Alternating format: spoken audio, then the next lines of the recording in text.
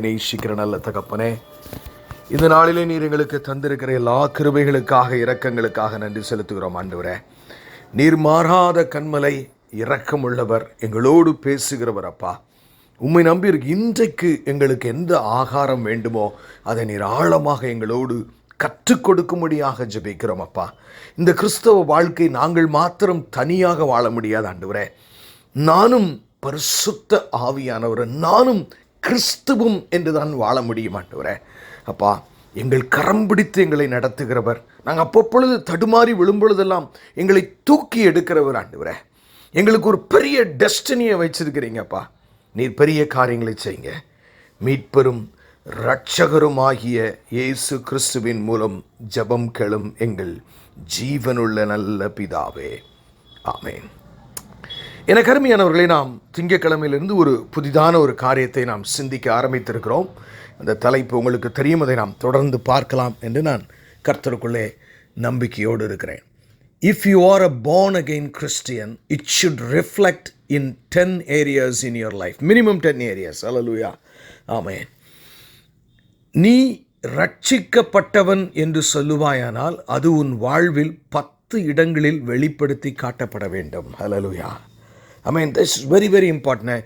இதை நீங்கள் ரொம்ப அண்டர் எஸ்டிமேட் பண்ணாதீங்க. It is very very vital. ஏன்னா எப்போல்லாம் நம்மளை செக் பண்ணுறதுக்கு, இப்போ எனக்கு பார்த்தீங்கன்னா அடிக்கடி ஃபோன் வரும் என்னுடைய கம்பெனியிலேருந்து, என் கார் கம்பெனியிலேருந்து. காரில் கம்பெனிலேருந்து இன்ஜினியர்ஸ் வந்திருக்காங்க, ஃப்ரீ செக்கப் இருக்குது, வண்டியை கொண்டாங்க அப்படின்னு உடனே கொண்டு போவேன். ஏன் தெரியுமா? ஒரு ஃப்ரீ செக்கப். என் வண்டி குடும்பத்தோடு ரோட்டில் 100 மைல் கிலோமீட்டர் ஸ்பீடில் செல்லக்கூடியது சரியாக இருப்பதா என்று செக் பண்ணி பார்க்க வேண்டிய காரியம் அவசியம். நம்ம என்ன ரோட்டில் இருக்கிறோம்? we are on the narrow way. Hallelujah. குறுகலான பாதை. ஆமென். விசாலமான பாதை அல்ல, குறுகலான பாதை. அப்படின்னாலே என்ன அர்த்தம்? the gate is narrow, the path is narrow. அநேக கடினமான சூழ்நிலை வழியெல்லாம் நம்ம போக வேண்டியது இருக்கும். அப்போ என்ன செய்யணும்? ரொம்ப கேர்ஃபுல்லாக. நீங்கள் பார்த்தீங்கன்னா ஆஃப் ரோட்டில் வண்டியை கொண்டு போகும்போது எல்லோரும் பார்த்தீங்கன்னா ரொம்ப கேர்ஃபுல்லாக இருப்பாங்க. முதல்ல என்ன இருப்பாங்கன்னா, தான் வண்டி 4x4, அதாவது 4 வீல் டிரைவாங்கிறதுல கவனமாக இருப்பாங்க. ஷாக் அப்சார்பராக மாற்றிடுவாங்க, டயருடைய ப்ரெஷரை குறைச்சிருவாங்க, ஓவர் ஆயில் பண்ணியிருப்பாங்க, எக்ஸ்ட்ரா பெட்ரோல் எடுத்திருப்பாங்க. ஆமேன். அப்புறம் பார்த்தீங்கன்னா அந்த வல்கனைஸ் பண்ணுறதுக்கான எக்யூப்மெண்ட்லாம் வச்சு, நைட் ஆனால் டார்ச் லைட் வச்சுருப்பாங்க. ஸோ இப்படி பலவிதமான ஆயத்தங்களோடு தான் ஆஃப் ரோட்டில் போவாங்க. அதே போல் தான் பிரியமானவர்களே, உங்களுடைய வாழ்க்கையும் என்னுடைய வாழ்க்கையும் பரலோக ராஜ்யம். உங்கள் பிரச்சனை எல்லாம் கொஞ்ச காலம். பயப்படவே பயப்படாதீங்க. ஹல்லேலூயா. நிறைய பேர் பயப்படுறீங்களா? இப்படி ஆயிரா நம்ம கண்ணை மூடினா அப்பாவுடைய சமூகம். ஹல்லேலூயா. அவன் கவலையே படாதிருங்கள் பிரியமானவர்கள். எப்பவும் பிசாசு உங்கள்கிட்ட பேசும்போது நீங்கள் எப்படி சொல்லணும்? ஏசப்பா பார்த்துக்குவார். ஹல்லேலூயா. the Lord will look after. கர்த்தருடைய பர்வதத்தில் பார்த்து கொள்ளப்படும். ஹல்லேலூயா. ஆமென். இப்பொழுது முதலாவது நாம் என்ன பார்த்தோன்னா, ஃபஸ்ட்டு இப்போ தான் ஆரம்பிச்சிருக்கோம், ரிப்பன்டன்ஸ். எந்த வசனத்தை மையமாக வைத்து நாம் ஆரம்பித்தோம்? ஆமென். அப்போஸ்தலர் நடவடிக்கையின் புஸ்தகம் 20ஆம் அதிகாரம். அதான் நம்முடைய மைய வசனம் இல்லையா? அந்த வார்த்தைக்கு அதுதான் மைய வசனம். ஆமென். அப்போஸ்தலர் 20ஆம் அதிகாரம் 21ஆம் வசனம். பரிசுத்த பவுல் அவன் சொல்லும் பொழுது, அவன் எதை குறித்து பிரசங்கித்தான் என்று பார்க்கும் பொழுது பாருங்க, தேவனிடத்திற்கு மனம் திரும்புவதை குறித்தும் நம்முடைய கர்த்தராகிய இயேசு கிறிஸ்துவை விசுவாசிப்பதை குறித்தும் நான் யூதருக்கும் கிரேக்கருக்கும் சாட்சியாக அறிவித்தேன். 2 காரியம் காஸ்பல் இருந்திருக்கு. அப்போ ஹல்லேலூயா.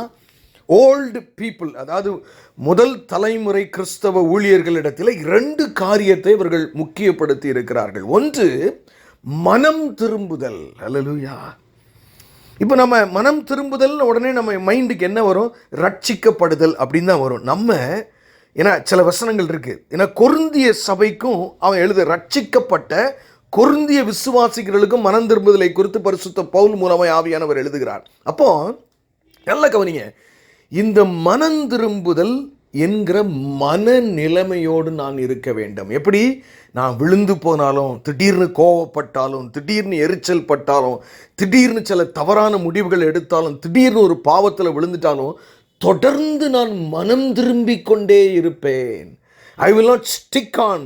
ஏன்னா நம்முடைய கேரக்டர் என்ன சொல்லணும்னா, நமக்குள்ள ஒரு கோப குணம் இருக்குன்னு வைங்களேன், அதுலேயே நம்மளை இருத்த பார்க்கும். ஆனால் நம்ம எப்படி செய்யணும்?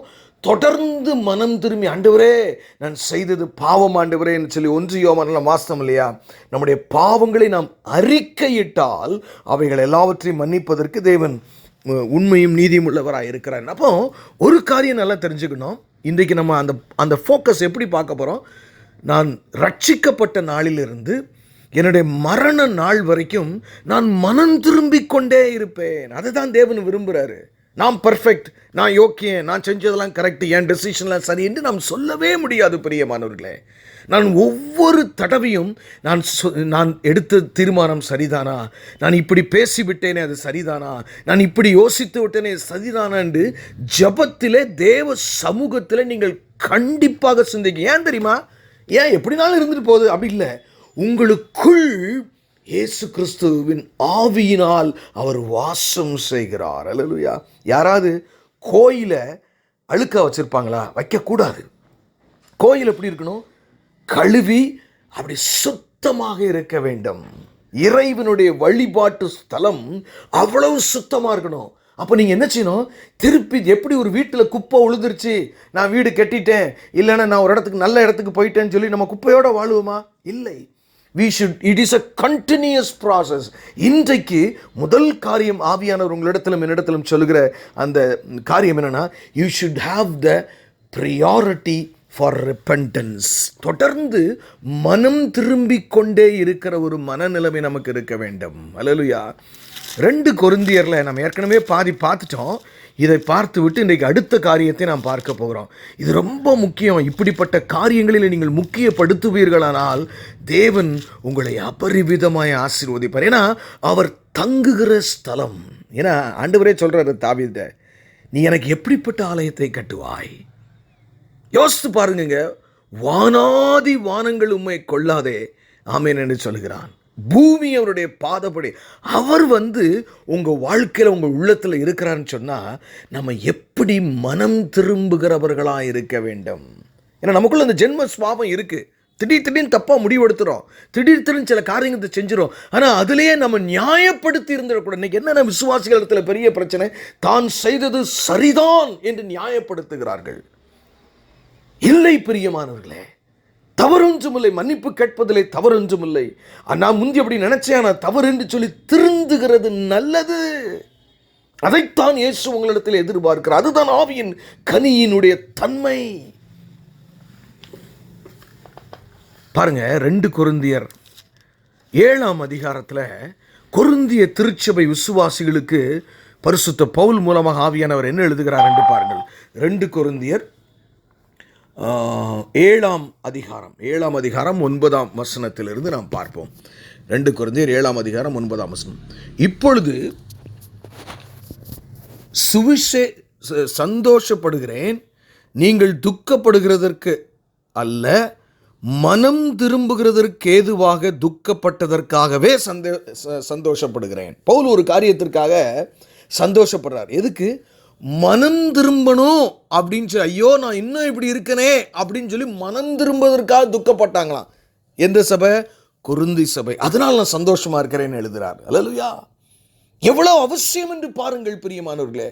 நான் எப்படி ரட்சிக்கப்பட்டவன், நான் எப்படி இப்படி பேச முடியும், நான் எப்படி இப்படி சிந்திக்க முடியும், நான் ரட்சிக்கப்பட்டவன் ஊழியம் செய்கிறவன், நான் எப்படி இப்படி பேச முடியும், நான் எப்படி இப்படி முக்கியத்துவப்பட முடியும்? நீங்கள் மனம் திரும்பிக் கொண்டே இருக்க வேண்டுமா?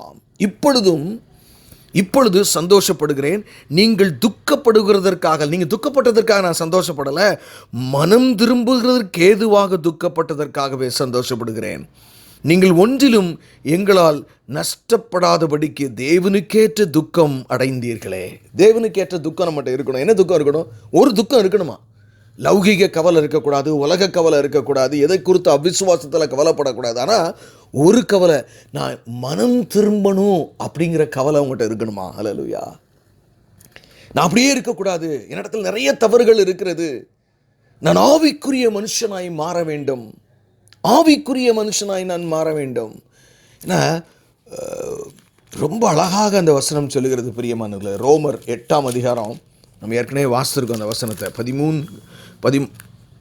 13ஆம் வசனம் நல்லா பாருங்க. ரோமர் 8:13. மாமிசத்தின்படி பிழைத்தால் சாவீர்கள். இல்லையா? ஆமென். ஆவியினால், நல்லா கவனிங்க, ஆவியினாலே சரீரத்தின் செய்கைகளை அழித்தால் பிழைப்பீர்கள். ஆவியான எப்படி ஆவியினாலே. அப்போ என்னென்னா, ஆவிக்குரியதில் நமக்குள்ள ஒரு ஜென்ம சுபாவம் உள்ள கிடக்கு. ஏன்னா அதை எப்படி மேற்கொள்ளணுமா?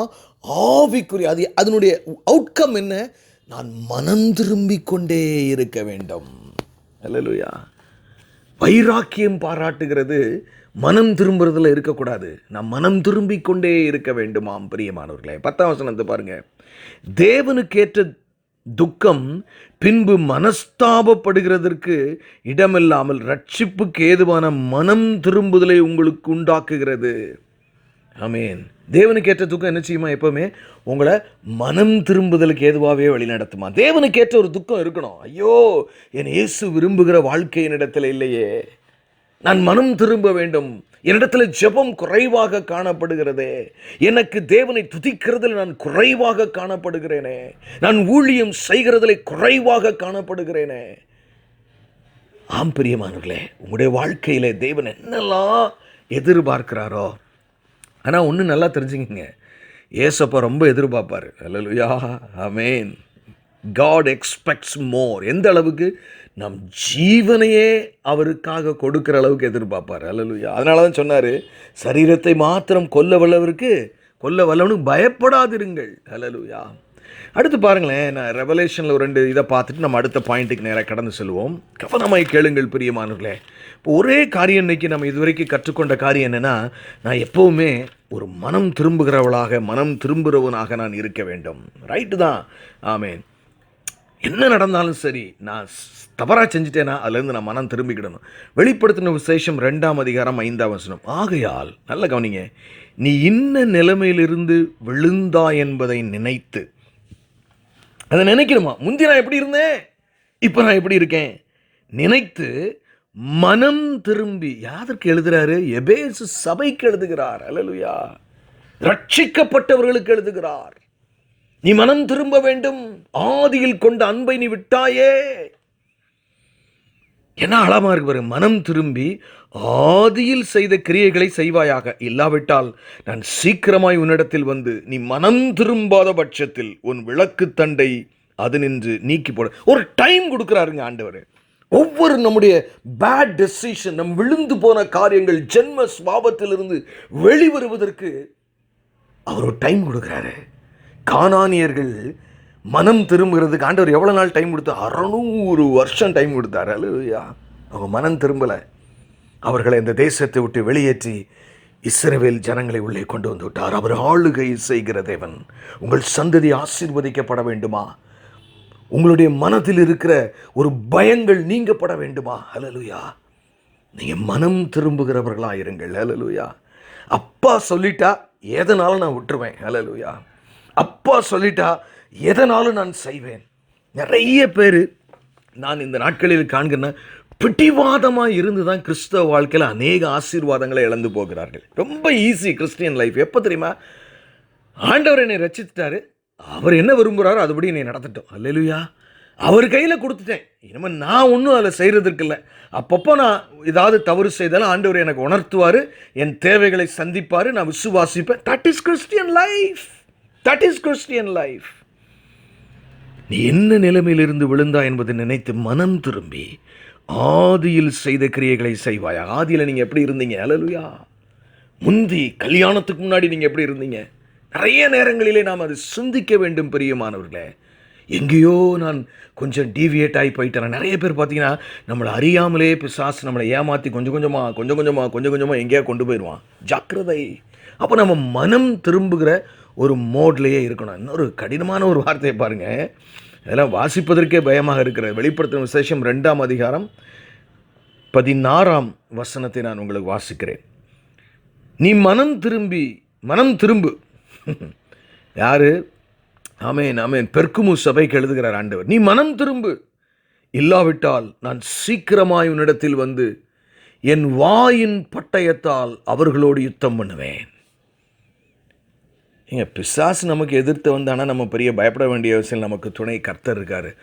கர்த்தரே எப்போ நமக்கு சில சமயம் எதிர்த்து வருவாராம், பெருமை இருக்கும்போது எதிர்த்து வருவாராம். இங்கே சொல்கிறாரு, நீ மனம் திரும்பலைன்னா நான் உனக்கு விரோதமாக வருவேங்கிறாரு. எவ்வளோ நான் எப்படி பிரசங்கிப்பேன் பிரியமானவர்களே? உங்கள் நலனுக்காக உங்கள் கால்களை பிடித்து நான் சொல்லுகிறேன், நம் மனம் திரும்புகிறவர்களாக இருக்க வேண்டும். நம் மனம் எப்பவுமே, ஆண்டவரே நான் இதை தப்பாக பேசிட்டேன்ப்பா, இதை தப்பாக நடந்துட்டேன்ப்பா, இனிமே செய்ய மாட்டேன்ப்பா, என்னை மன்னிங்கப்பா என்று சொல்லி அவரோடு சரி செய்து கொண்டுகிறவர்களாக நாம் இருக்க வேண்டும். இன்னும் ஆழமாக பாருங்கள், 21ஆம் வசனம், அதே வெளிப்படுத்தின விசேஷம் 2ஆம் அதிகாரம் 21ஆம் வசனம். அவள் மனம் திரும்பும்படியாய் அவளுக்கு தவணை கொடுத்தேன். அல்லேலூயா. எனக்கு அருமையான தேவஜனமே, தயத்திரா சபைக்கு அவர் எழுதுகிறார், அவள் மனம் திரும்பும்படி அவளுக்கு அவகாசம், டைம் கொடுத்தேங்கிறாரு. சபைக்கு எழுதுகிறாருங்க, ரட்சிக்கப்பட்டவர்களுக்கு எழுதுகிறார். ஆவியானவர் இயேசு கிறிஸ்து பைபிளை எழுதி முடிக்கும் போது இப்படி எழுதியிருக்கிறார், மனம் திரும்புதலுக்கு வேதத்தில் அவ்வளவு முக்கியத்துவம் உண்டு. அவள் மனம் திரும்பும்படியாய் அவளுக்கு தவணை கொடுத்தேன். தன் வேசித்தன மார்க்கத்தை விட்டு மனம் திரும்ப அவளுக்கு விருப்பமில்லை. 22ஆம் வசனத்தை பாருங்களேன். இயேசு இப்படிலாம் சொல்லுவாரான்னு நம்ம நினைக்கிற மாதிரி இருக்குல்ல. இதோ நான் அவளை கட்டில் கடையாக்கி அவளோட விபச்சாரம் செய்தவர்கள் தங்களுடைய கிரியைகளை விட்டு மனம் திரும்பாவிட்டால் அவர்களையும் மிகுந்த உபத்திரவத்தில் தள்ளி. எல்லாம் ஆண்டவர் தாங்க கவர்ன் பண்ணுறாரு. நீங்கள் நினைக்கிற மாதிரி இது it's a spiritual fornication God is talking about. எனக்கு அருமையான தேவஜனமே, சில நேரங்களில் நம்முடைய தியாலஜிலே தப்பு இருக்கும். ஹல்லேலூயா. ஏதாவது ஒரு நமக்கு பிடிச்சமான ஒரு தியாலஜி மட்டும் பிடிச்சிக்கிட்டு மிச்ச நல்ல உபதேசங்களை எல்லாம் தள்ளிடுறவர்கள் இன்னைக்கு அநேகர் இருக்கிறார்கள். நான் மிகுந்த வேதனையோடு ஆவியானவர் சொல்லிக் கொண்டிருக்கிறேன், என் மகளே, என் மகனே, நீ மனம் திரும்பிக் கொண்டே இருக்க. நான் சொல்றதெல்லாம் நீ செய்யக்கூடிய, நான் இது சரியில்லை அது சரியில்லைன்னு கையிட்டு காட்டுகிற ஒவ்வொன்றையும் நீங்கள் ஜெபிக்கும் போதே அப்படிதான் ஜெபிக்க. ஆண்டவரே, என்கிட்ட நான் எப்போ மட்டும் தான் ஜெபம், ஆண்டவரே 7 சபைக்கு மட்டும் அவங்க தப்புகளையும் சொன்னீங்க, அவங்க நல்லதையும் சொன்னீங்களே, என் தப்பையும் எனக்கு நீங்கள் சொல்லுங்கப்பா, நான் பாவம் இல்லாமல் வாழ ஆசைப்படுகிறேன் என்று நான் சொல்லுவேன். எனக்கு அருமையான தேவஜனமே, ஆகவே முதல் காரியம் நம்ம மனம் திரும்புகிறவர்களாக இருக்க வேண்டும். அல்லேலூயா. அடுத்து பாருங்க, நம்ம வாழ்க்கையில் ரட்சிக்கப்பட்டவர்களாம் முதல் இடம் எங்கே இருக்குன்னா, you should be keep on repenting. ஆமேன், ஆமேன், ஆமேன். நம்ம மனஸ்தாபப்பட்டு மனம் திரும்பிக்கொண்டே இருக்க வேண்டும். அது ரட்சிக்கப்பட்டவர் முதல்ல காட்டணும். 2வது இடம், ஒரு விசுவாசி தான் வாழ்க்கையில் எங்கே நான் விசுவாசிங்கிறத காட்டுனா, faith and trust at all times. You should show in your faith. விசுவாசம் தான் எல்லாமே கிறிஸ்தவ வாழ்க்கையில். விசுவாசத்தினால தான் நீங்கள் நீதிமானாக்கப்படுகிறீங்க. அல்லேலூயா. எனக்கு அருமையானவர்களே, உங்களுடைய விசுவாசம் உறுதியாக காட்டப்பட வேண்டும். ரொம்ப முக்கியம். நான் இன்றைக்கு கூட ஒரு காரியத்தை தான் பிரசங்கம், அதை கூட நம்ம பார்ப்போம். முதல்ல பார்த்துட்டு அதுக்கு எடுத்துக்குள்ள மார்க்கில் பாருங்கள், மார்க் 11ஆம் அதிகாரம். மார்க்கில் ஆண்டவர் உங்களுடைய விசுவாசிக்கிறவன் தானே ஜெபம் பண்ணுவான். ஆண்டவரே விசுவாசிக்கலன்னா ஆண்டவர் ஏசாமிகிட்ட போய் ஜெபம் பண்ணுவானா யாராதும்? பாருங்கள், ஜெபம் பண்ணுற போது எதை முக்கியப்படுத்தி சொல்கிறாருன்னு பாருங்களேன். எங்கே நீங்கள் வெளிப்படுத்தணும் உங்களுடைய விசுவாசம் எப்படி இருக்கணும்னு பாருங்கள் விசுவாசிகளுக்கு. ஆதலால் மார்க் 11ஆம் அதிகாரம் 24ஆம் வசனம், நீங்கள் ஜெபம் பண்ணும்போது, விசுவாசியை குறித்து சொல்கிறாரு. விசுவாசியே, என் பிள்ளையே, நீ ஜெபம் பண்ணும்போது எவைகளை கேட்டுக்கொள்ளுவீர்களோ அவைகளை பெற்றுக்கொள்ளுவோம் என்று விசுவாசியுங்கள், அப்பொழுது அவைகள் உங்களுக்கு உண்டாகும் என்று சொன்னார். உறுதியா வேதம் சொல்லுது. பைபிள் ஒரு விஷயத்தில் நீ ஜெபம் பண்ணுறது நீ பெறணுமா? நம்ம எல்லாரும் என்ன செய்கிறோம்? ஜெபம் பண்ணுறோம். ஜெபம் பண்ணி முடித்து கொஞ்ச நேரத்தில் ஜெபம் பண்ணும்போதே சிலருக்கு பார்த்தீங்கன்னா ஒரு சந்தேகம் வந்துடும். ஆமேன், ஆமேன்.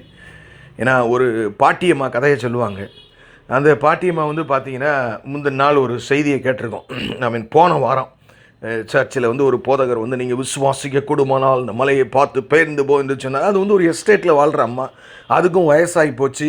அதனால் அது என்ன செய்யுதுன்னா, நடந்து போகிறது கொஞ்சம் கஷ்டமாக ஏற்படுறதுனால அப்போ அதுக்கு ஒரு சின்ன இது வந்துச்சு. ஆமாம், அந்த பிரசங்கியார் சொன்னார், விசுவாசத்தோடு மலையை பார்த்து பெயர்ந்து போன்னு சொன்னால் அது பெயருன்னு. உடனே அன்னைக்கு காலையில் எழும்பி என்னால் நடக்க முடியல, ஆனால் இயேசுவின் நாமத்தில் இந்த மலையை விசுவாசத்தோடு சொல்லுகிறேன், இயேசுவின் நாமத்தில் அது பெயர்ந்து போ அப்படின்னுச்சான். பெயர்ந்து போன்னு சொல்லிவிட்டு அப்புறம் குளிச்சு பரப்பிட்டு சேலையெல்லாம் கட்டிட்டு அப்படி நடந்து வர மாட்டேன், அந்த மலை அப்படியே இருந்துச்சான். அப்போ அந்த அம்மா சொல்லிச்சான், நான் தான் ஜெபிக்கும் போதே நினச்சேனே. இப்படி தான் நம்ம ஜெபம் இருக்குது. அல்லேலூயா. ஜெபிக்கும் போதே தீர்மானம் பண்ணிடுவோம். இது நடக்காதுன்னு. ஏன் தெரியுமா? மலையை குறித்து தானே விசுவாசம். அந்த பாட்டிமாக்கு இயேசுவின் மேலே உள்ள விசுவாசத்தோட மலையை பற்றின விசுவாசம் ஜாஸ்தியாக இருந்துச்சு. அதை எப்படியா எவையா தள்ளிவிட முடியும்? நீங்கள் சூழ்நிலையை பார்க்கக்கூடாது. விசுவாசம் எதில் வெளிப்படுத்தணும்?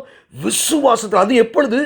ஜெபிக்கும் பொழுது. ஒரு காரியத்திற்காக ஜெபிக்கும் பொழுது தேவன் நான் ஜெபிக்கிறதை நிச்சயமாக எனக்கு தருவார். அதில் கொஞ்ச நாள் கழிச்ச உடனே பார்த்தீங்கன்னா பிசாசு வருவான். ஏன்னா உடனே ஒருவேளை நடக்காமல் இருக்கலாம். எல்லாம் நடக்கிற காரியமா? நீலாம் படித்தவனா? இதெல்லாம் நடக்குமா? உடனே நீ நெட்டில் போய் பாரு. அதெல்லாம் நடக்கவே நடக்காது. பிரியமானவர்களே, faith can bring any change. Faith can bring any change. நான் இப்பொழுது கூட ஒரு சாட்சியை கேட்டேன். நம்முடைய ஃபெலோஷிப்பில் தான் எல்லாம். ஏன்னா ஒரு நர்சிங் எக்ஸாம், அது ஃபாரினில் அதெல்லாம் ரொம்ப டஃப் எக்ஸாம். ஏன்னா அப்போ ஒரு அம்மா 2 தடவை எழுதி ஃபெயில் ஆகி அப்போ ரொம்ப கண்ணீரோடு ஜெபம் பண்ணும் பொழுது ஆண்டவர் ஒரு தரிசனத்தை காட்டினாராம். 2 கையை காட்டி அந்த கையில் பாஸ், PASSன்னு எழுதிருந்துச்சான். பாஸ்ன்னா அப்படின்னு அப்போ அந்த அம்மாவுக்கு அப்போ நான் பரீட்சையில் பரீட்சையை எழுதுறதுக்கு முன்னாடி ரிசல்ட்டை கொடுக்குறாரு ஆண்டவர். ஆச்சரியமான காரியம் பிரியமானவர்களே. ஒன்று அவர் தெய்வம், அவருக்கு எல்லாமே தெரியுது. ஹல்லேலூயா. அதே மாதிரி பாஸ் பண்ணினேன் என்று சொல்லி சாட்சி சொன்னார்கள். எனக்கு அருமையானவர்களே, நம்ம ஜெபிக்கும் பொழுது இந்த வசனத்தை சொல்லி ஜெபிக்கணும். உங்கள் விசுவாசின்னா நீங்கள் உங்கள் ஜெபத்தில் விசுவாசத்தோடு இருக்க வேண்டும். அங்கே வெளிப்படுத்தணும். ஜெபம் பண்ணிட்டு அப்புறம் தலையை சுற்றி பிசாசு சிந்தனைகளுக்கு கொடுக்கும்போது அது பின்னாடி போயிடக்கூடாது. ஆமாம், அது சரிதான். அது எப்படி எனக்கு நடக்கும்? எனக்கு வந்திருக்குது பெரிய கேன்சருங்க, அது எப்படிங்க சுகமாகும்? இது எப்படிங்க சுகமாகும்? சுகர் எப்படிங்க சுகமாகும்? அது எப்படி? இல்லை பெரிய நீ சிம்பிள். என்ன அழகாக இருக்கு பாருங்க இந்த வசனம். நீங்கள் ஜெபம் பண்ணும்போது எவைகளை கேட்கிறீர்களோ கேட்டுக்கொள்வீர்களோ அவைகளை பெற்றுக்கொள்ளுவோம் என்று விசுவாசியுங்கள், அப்பொழுது அவைகள் உங்களுக்கு உண்டாகும் என்று சொல்லுகிறேன். சொன்னது யாரு? சாதாரண ஆளா? வானத்தையும் பூமியும் உண்டாக்குறவர். வானமும் பூமியும் ஒளிந்து போம், என் வார்த்தைகளோ ஒளிந்து போவதில்லை. அப்போ ஒரு விசுவாசி தன்னுடைய வாழ்க்கையில் 2வது எங்க தன்னுடைய ரட்சிப்பை வெளிப்படுத்தி காட்டணும்? கர்த்தர். எல்லாரும் சந்தேகப்பட்டாலும் நான் விசுவாசிப்பேன். ஹல்லேலூயா. நம்மளை ஆண்டவர் அப்படிதான் நடத்துறாருங்க. ஏன்னா சாராளுக்கு யோசிச்சு பாருங்களேன். ஆண்டவர் சொன்னாரு, ஒண்ணுமே நடக்காத மாதிரி இருந்துச்சு. இவளுடைய மென்சுரல் சைக்கிளும் நின்று போச்சு. அப்போ அவளுக்கு நம்பிக்கையே போயிருது. இவ்வளவு நாளாவது எனக்கு கொஞ்சம் நம்பிக்கை இருந்துச்சு, இனிமே எப்படியான்னு சொல்லி நகைக்க ஆரம்பிக்கிறாள். கடவுள்கிட்டே கேட்கிறான்னு நினைக்கிறேன். Do you know what you are talking about? நீங்கள் என்ன பேசுகிறீர்கள்? உங்களுக்கு தெரிந்துதான் பேசுகிறீர்களா கர்த்தாவே என்று கேட்டார் என்று தெரியவில்லை. தேவனால் கூடாத காரியம் ஒன்றுமில்லை பிரியமானவர்களே. ஹல்லேலூயா. விசுவாசம் தான் எல்லாம். நீங்க கர்த்தர்கிட்ட இருந்து நன்மையை பெறணும்னா ஒரு வழி தான் இருக்கு, 2 வழியில இல்லை. விசுவாசம். அப்போ நீங்க என்ன செய்யணும்? வாழ்க்கையில எந்தெந்த ஏரியாலெல்லாம் விசுவாசம் இல்லை பாருங்க. Think through. அதெல்லாம் நீங்க அடைச்சிக்கிட்டே வரணும். எங்கெல்லாம் விசுவாசம் வருதோ அதெல்லாம் நீங்க நல்லா திறந்து விடணும். ஆமென், ஆமென். பாருங்க, உங்களுடைய கிறிஸ்தவ வாழ்க்கையில நீங்க என்ன செய்யணும்? உங்க விசுவாசத்தை வெளிப்படுத்தி காட்ட வேண்டும். அது எப்படிப்பட்டது பாருங்களேன். யோவான் 6ஆம் அதிகாரத்துக்கு நேரம் நம்ம போவோம். ஹல்லேலூயா. யோவான் 6ஆம் அதிகாரம் 29ஆம் வசனத்தை நான் உங்களுக்கு வாசிக்கிறேன். எப்படிலாம் இருக்கணும்னு பாருங்க. நீங்க ரட்சிக்கப்பட்டிருக்கேன்னு சொல்றீங்கன்னா அதை நம்ம வெளிப்படுத்தி காட்ட வேண்டும். யோவான் 6ஆம் அதிகாரம் 29ஆம் வசனம். இயேசு அவர்களுக்கு பிரதியுத்தரமாக, அவர் அனுப்பினவரை நீங்கள் விசுவாசிப்பதே தேவனுக்கு ஏற்ற கிரியையா இருக்கிறது என்றார். ஹல்லேலூயா. எது உங்களுக்கு பிரதானமா நீங்க எங்க வெளிப்படுத்தி காட்டணும்? இயேசுவை விசுவாசிக்கணும். அவர் தெய்வம் என்று மாத்திரம் அல்ல, நான் என் ஜெபம் பண்ணும்போதும் ஆண்டவர் அதை கேட்பார். அப்பாட்ட கொடுத்துட்டேன். அப்படி எனக்கு தெரியாது, சூழ்நிலை பயங்கரமானது தான், நடக்கவே நடக்காது. ஆனால் நான் அதை பார்க்க வேண்டிய அவசியம் இல்லை, கர்த்தரை பார்க்கிறேன். அப்போ உங்களுடைய விசுவாசம் எப்படி இருக்கணுமா? அனுப்பினவரை முழுசாக நம்பணுமா? ஹல்லேலூயா. ஆமென், ஆமென். 7ஆம் அதிகாரம், அதே யோவான் 7ஆம் அதிகாரம் 38ஆம் வசனத்தை பாருங்களேன். யோவான் 7:38. வேத வாக்கியம் சொல்லுகிறபடி என்னிடத்தில் விசுவாசமாய் இருக்கிறவன் எவனோ அவன் உள்ளத்திலிருந்து ஜீவ தண்ணீர் உள்ள நதிகள் ஓடும் என்றார். பரிசுத்த ஆவியானவர் குறித்து இங்கே சொல்லப்பட்டிருக்கு. அல்லேலூயா. எனக்கு அருமையான தேவச்சனமே, யோசித்து பாருங்க. நான் அந்த சாட்சி சொன்னாமல் இன்னொன்று சொன்னாங்க. அது என்னென்னா, அவங்க ஒரு இஸ்லாமிய குடும்பத்திலிருந்து ரட்சிக்கப்பட்டு வந்தவர்கள்.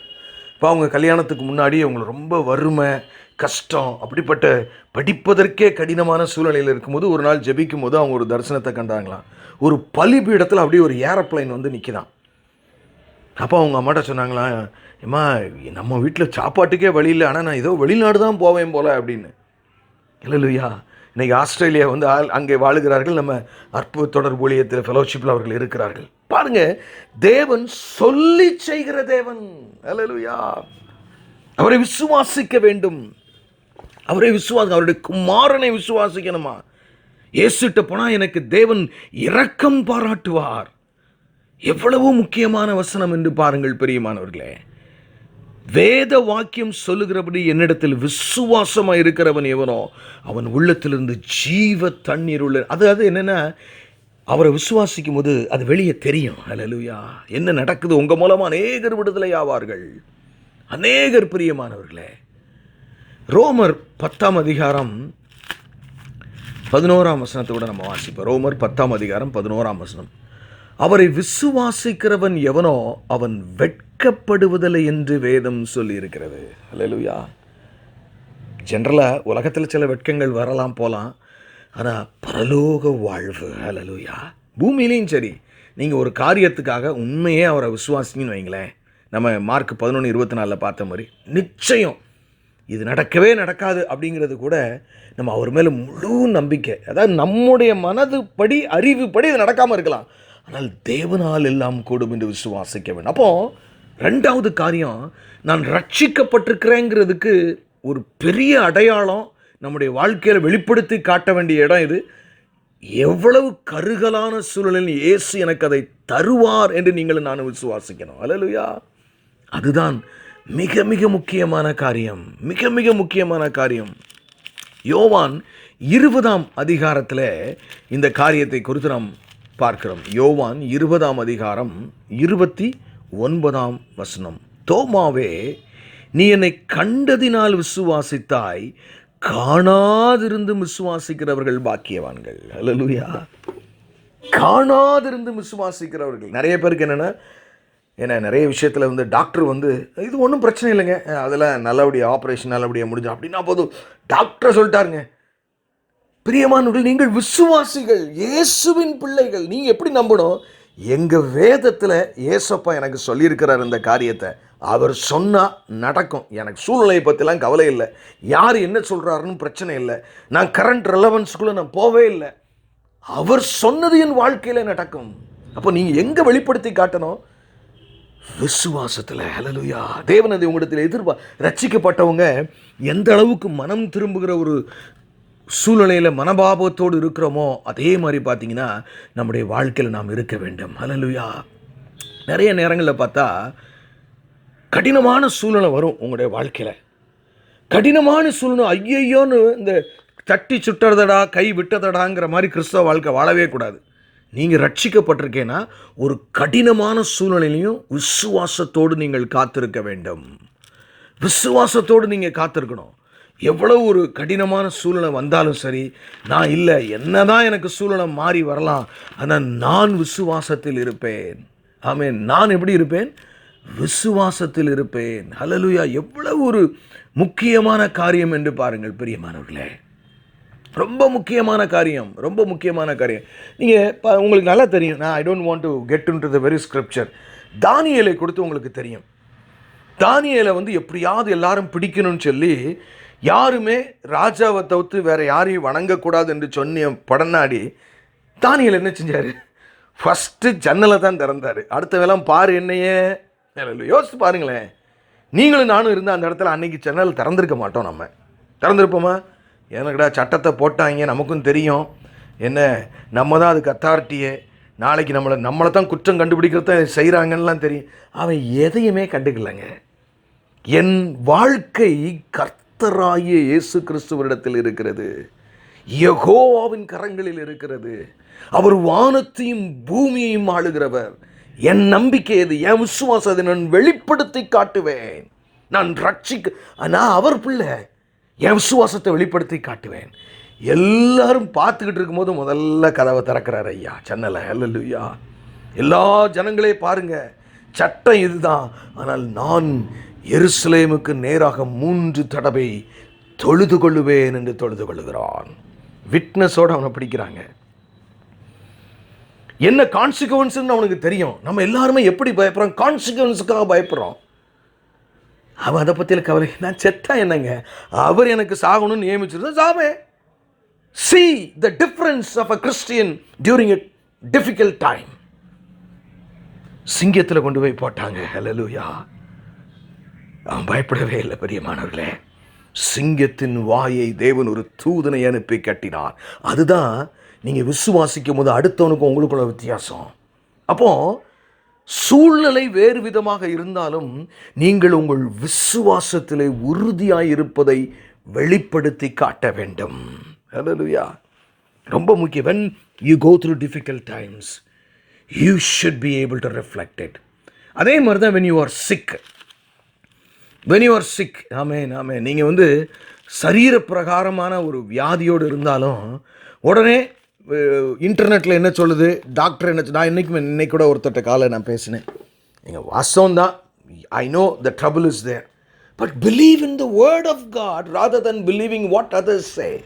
நான் என் மனைவி இடத்துல அடிக்கடி சொல்லுவா, உனக்கு சோம் இல்லையா, நீ எப்படி 2 ஆப்ஷன் இருக்குது உனக்கு, டாக்டர்கிட்ட போகணுமா, உன் ஆர்கனையே உண்டாக்குனவர்கிட்ட போகணுமா தான் நான் கேட்பேன். You want me to take you to a specialist who has just studied about that organ just for few years, or you want me to take you to the one who created the organ itself?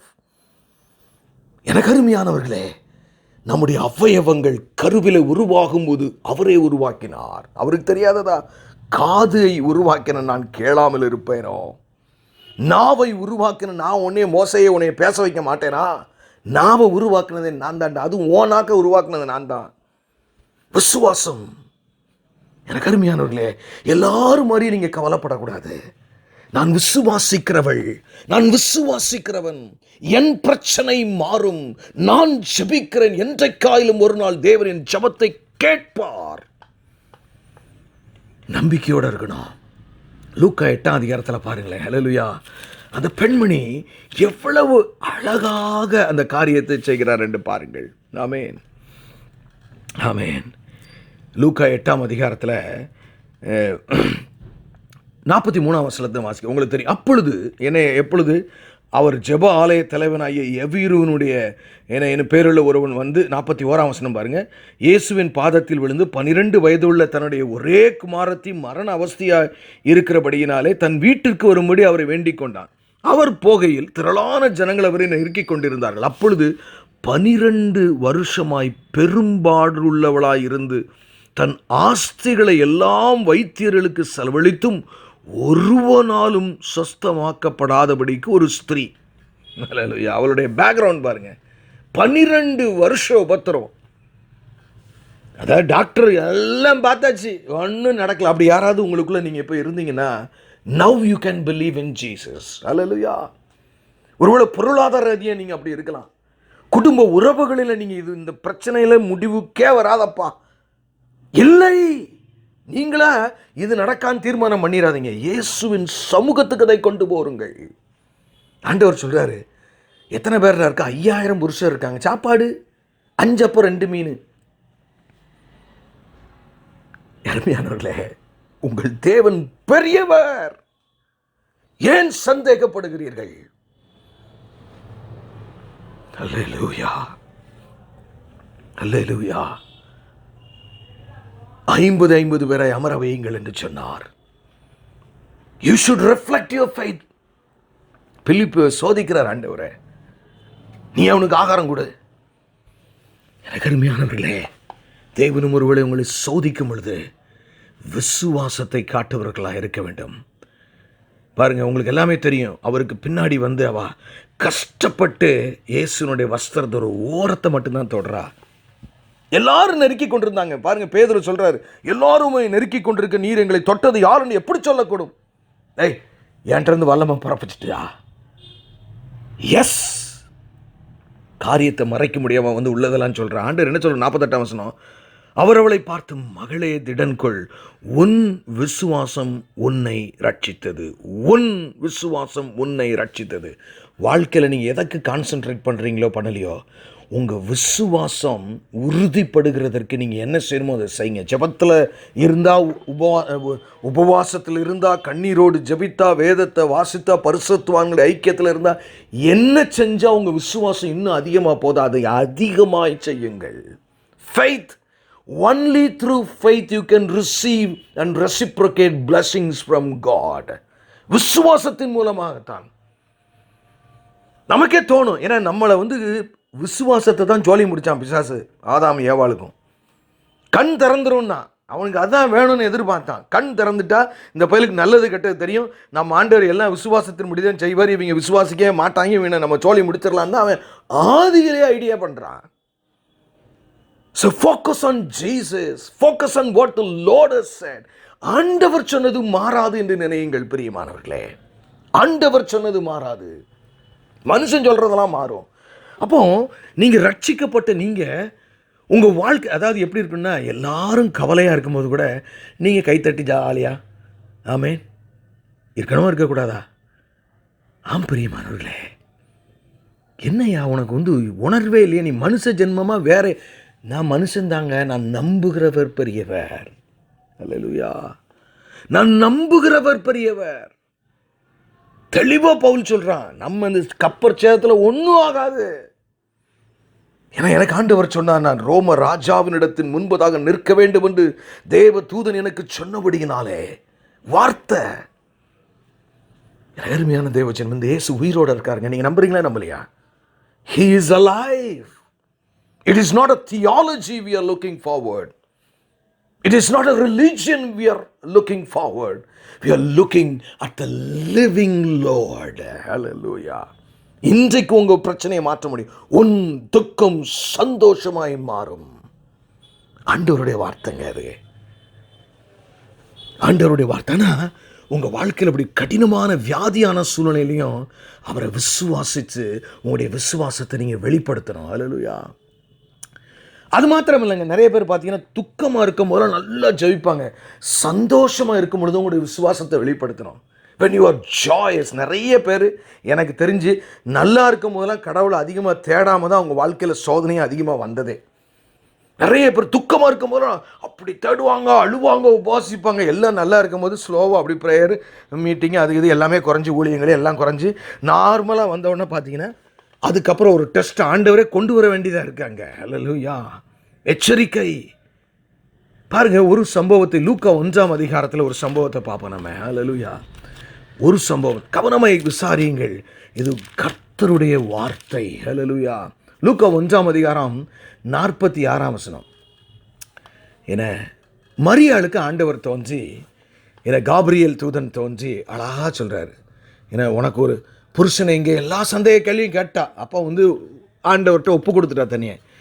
அதை விசுவாசிச்சு அவன் மகிழ்ச்சியில் எப்படி பேசுகிறான்னு பாருங்க. ஹல்லேலூயா. அவள் சந்தோஷத்தில் இருக்கும்போது அவள் விசுவாசத்தை வெளிப்படுத்துகிறாள். லூக்கா 1ஆம் அதிகாரம் 46ஆம் வசனம். அப்பொழுது மரியாள், என் ஆத்துமா கர்த்தரை மகிமைப்படுத்துகிறது. விசுவாசத்தில் மகிமைப்படுத்துகிறா. ஹல்லேலூயா. என் ஆவி என் இரட்சகராகிய தேவனில் களி கூறுகிறது. எப்படின்னு பாருங்க. நீங்கள் இதெல்லாம் வாசிக்கும் போது யோசிக்கணும், ஏன் ஆவி அப்படி ரட்சிப்பில் களி கூறுதா? யோசித்து பார்க்கணுங்க. நம்மளுடைய இன்றைக்கி என்ன ஆயிடுச்சுன்னா, எனக்கு எதாவது நல்லது நடந்தால் நான் சந்தோஷமாக இருப்பேன் அப்படிங்கிற ஒரு உலகத்தை மாதிரியே நம்மளும் மாறிக்கொண்டு வருகிற கடைசி காலம். ஆனால் நீங்கள் அப்படி வருத்தத்தோடு இருக்க வேண்டிய அவசியம் இல்லை. நான் என் கவலையை இயேசுவிடத்தில் வைத்து விட்டேன். ஏன்னா நான் அவரிடத்தில் ஜெபித்துக் கொண்டிருக்கிறேன். நான் ரட்சிக்கப்பட்டவன். என் வாழ்க்கை விசுவாசத்தை பிரதிபலித்து காட்டுகிறதாகவே இருக்கும். என்ன அழகா அவர் சொல்றா பாருங்க. என் ஆவி என் இரட்சகராகிய தேவனில் களி கூறுகிறது. அவர் தம்முடைய அடிமையின் தாழ்மையை நோக்கி பார்த்தார். அல்லேலூயா. ஆமென். விசுவாச அறிக்கையை பாருங்க. இதோ இது முதல் எல்லா சந்ததிகளும் என்னை பாக்கியவதி என்பார்கள். வல்லமையுடையவர் மகிமையானவைகளை எனக்கு செய்தார். அவருடைய நாமம் பரிசுத்தம். She has to believe. நல்லா தெரிஞ்சுக்கங்க. Even Mary has to believe. ஏன்னா அவ சொல்றா, நான் புருஷனை அறியேனே. இன்னைக்கு உங்களுக்கு அதே மாதிரி தான். நான் இது தெரியாதே, இது என்கிட்ட இல்லையே, எனக்கு இப்படி ஆகி போயிட்டே, எப்படி நடக்கும்? நடக்கும். ஜீவாதிபதி நம்மோடு கூட இருக்கிறார் பிரியமானவர்களே. அவர் சாதாரணமானவர் அல்ல. ஆகவே உங்களுடைய வாழ்க்கையிலே நீங்கள் ரட்சிக்கப்பட்டிருப்பீர்களால் பிறருக்கும் உங்களுக்கும் வெளிச்சமாக உங்கள் விசுவாசத்தை வெளியே அதுதான் உப்பு, அதுதான் வெளிச்சம். வல்லமையுடையவர் 49 மகிமையானவைகளை எனக்கு செய்தார். அவருடைய நாமம் பரிசுத்தம் உள்ளது. அவருடைய இரக்கம் அவருக்கு பயந்தவர்களுக்கு தலைமுறை தலைமுறைக்கும் உள்ளது. இன்னைக்கு உண்மையிலே சொல்றேன், பைபிள் நிறைய பேர் வாசிக்கிறாங்க, ஆனால் யாராலும் நம்ப முடியலங்க. நம்முடைய பிள்ளைகள் வாழ்க்கையில் இந்த கேள்வியை கேட்கிறார்கள். சயின்டிஃபிக்காக எனக்கு ப்ரூவ் பண்ணி இயேசுவால காட்ட முடியுமா என்று ஒருத்தர் என்னிடத்தில் கேட்கிறார். வேற யாரும் இல்லை, those who are born in a Christian family. எச்சரிக்கை, நீங்கள் ரட்சிக்கப்பட்டவர்களாக இருந்தால், ஏன்னா உங்கள் விசுவாசத்தினால நடக்கிறத வச்சு தான் அடுத்தவன் வரணும். அல்லேலூயா. வல்லமையுடையவர் மகிமையானவைகளை எனக்கு செய்தார். அவருடைய நாமம் பரிசுத்தம் உள்ளது. அவருடைய இரக்கம் அவருக்கு பயந்தவர்களுக்கு தலைமுறை தலைமுறையாக உள்ளது. தம்முடைய புயத்தினாலே பராக்கிரமம் செய்தார். இருதய சிந்தனையில் அகந்தையுள்ளவர்களை சிதறடித்தார். பலவான்களை ஆசனங்களில் இருந்து தள்ளி தாழ்மையுள்ளவர்களை உயர்த்தினார். பசியுள்ளவர்களை நன்மைகளினால் நிரப்பி ஐஸ்வர்யம் உள்ளவர்களை வெறுமையாய் அனுப்பிவிட்டார்.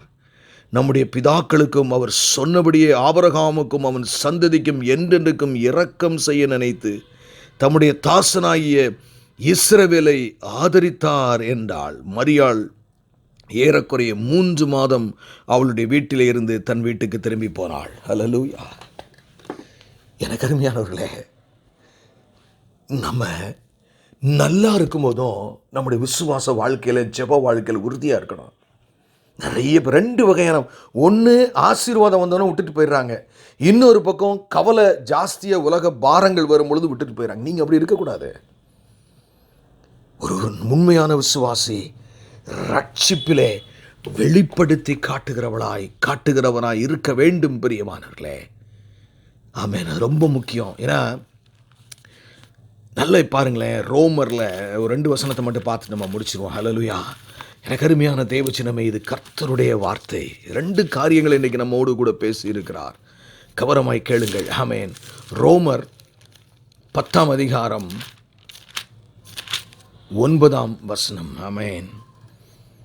கர்த்தராகிய இயேசு கிறிஸ்துவை நீ வாயினால் அறிக்கையிட்டு தேவன் அவரை மரித்தோரிலிருந்து எழுப்பினார் என்று உன் இருதயத்தில் விசுவாசித்தால் ரட்சிப்பார். ரட்சிப்புக்கும் எது தேவைப்படுது? அல்லேலூயா, விசுவாசம். ஒன்று நல்லா தெரிஞ்சுக்கிங்க, unless you practice your faith. ஃபெய்த்னா என்ன? சூழ்நிலையை நம்ம பார்க்கக்கூடாது, அவருடைய வார்த்தையை மட்டும் நம்பணும். இது எனக்கு நடக்கும்னு நினைக்கணும். That is faith. காணப்படாதவைகளின் நிச்சயம் பிரியமானவர்களே. தயவு செய்து ரட்சிக்கப்பட்டுட்டீங்கன்னா உங்கள்கிட்ட விசுவாசத்தை நீங்கள் காட்டுறீங்களான்னு ஆண்டவர் டெஸ்ட் பண்ணி பார்த்துருவார். அதில் மட்டும் வஞ்சகமே இருக்காது ஆண்டவர்கிட்ட. அல்லேலூயா. தங்கம் நல்ல தங்கமா கெட்ட தங்கமான்னு விசுவாசத்தை சோதித்தே பார்ப்பார். அப்போ நீங்கள் ரட்சிக்கப்பட்டவர்கள் எப்படி இருக்கணும்? விசுவாச வல்லுனர்களாயிருக்க வேண்டும்.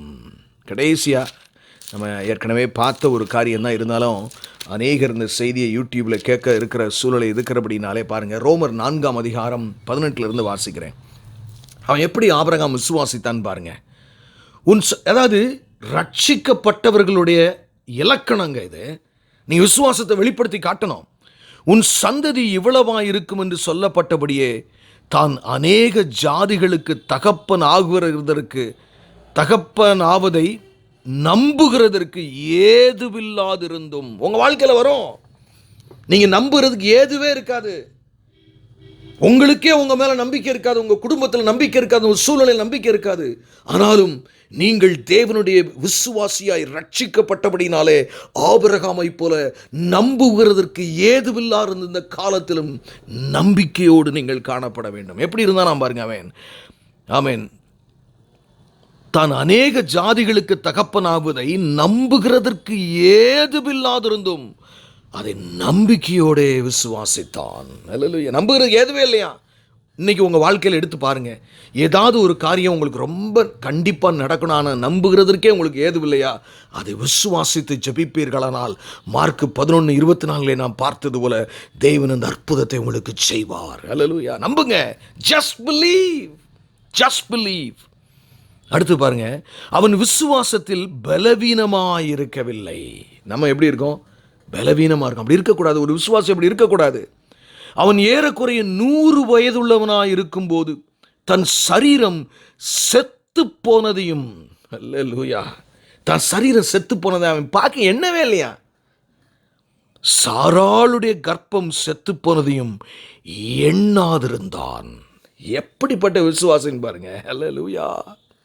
சாராளுடைய கற்பம் செத்து போன எண்ணல. அவனுக்கு ஒண்ணு ஏசப்பா சொல்லிட்டாரு, அது நிச்சயம் நடக்க, எனக்கு வேற எதுவுமே தெரியாது. I don't care where I go through, what I go through. I only know it will happen because Jesus said that. யெகோவாவாகிய யாவே ஆகிய தெய்வம் எனக்கு சொன்னார். அவர் சொன்னால் அவர் உண்மையுள்ளவருங்க. மார்க் 11:24 எழுதி வச்சுட்டு, நான் முந்தி சொன்னேன், இப்போம்லாம் 20ஆம் நூற்றாண்டில் எல்லாம் 21ஆம் நூற்றாண்டில் எல்லாம் நான் அதை செய்கிறதில்லை அப்படிலாம் சொல்கிறவர் இல்லை. அவர் இயேசு கிறிஸ்து நேற்றும் இன்றும் என்றும் மாறாதவர். பாருங்க, தேவனுடைய வாக்குத்தத்தத்தை குறித்து அவன் அவிசுவாசமாய் சந்தேகப்படாமல், நம்ம எவ்வளவு, ஆமென், எப்படி வாழணும் ஒரு விசுவாசி? சந்தேகப்படக்கூடாதாம்.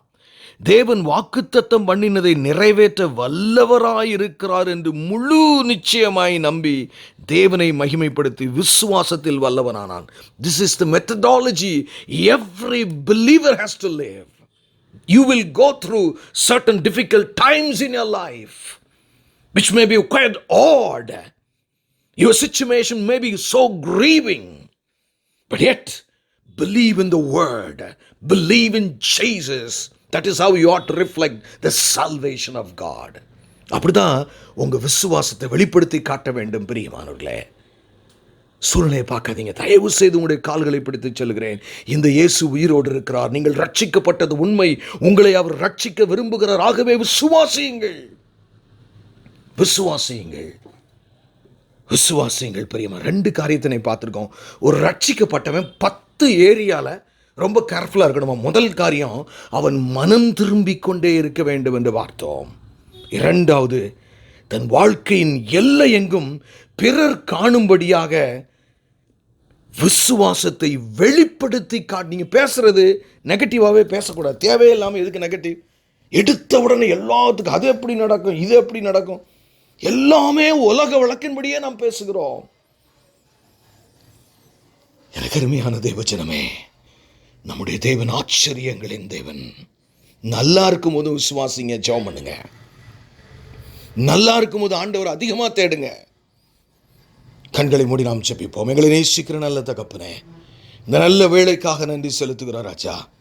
நீர் தந்த வார்த்தைக்காக நன்றி ஆண்டவரே. நாங்கள் இது 2 காரியத்திலும் ஆண்டவரே சரியாக எங்களை வெளிப்படுத்தி காட்டவும், இன்னும் 8 காரியங்களை நாங்கள் கற்றுக்கொள்ளவும், எவைகளிலெல்லாம் ஒரு தேவனுடைய பிள்ளை ரட்சிக்கப்பட்டவன் கவனம் செலுத்த வேண்டும், நீர் என்று தொடர்ந்து எங்களுக்கு கற்றுக் கொடுக்கும்படியாகவும் நாங்கள் வேண்டிக் கொள்கிறோம்.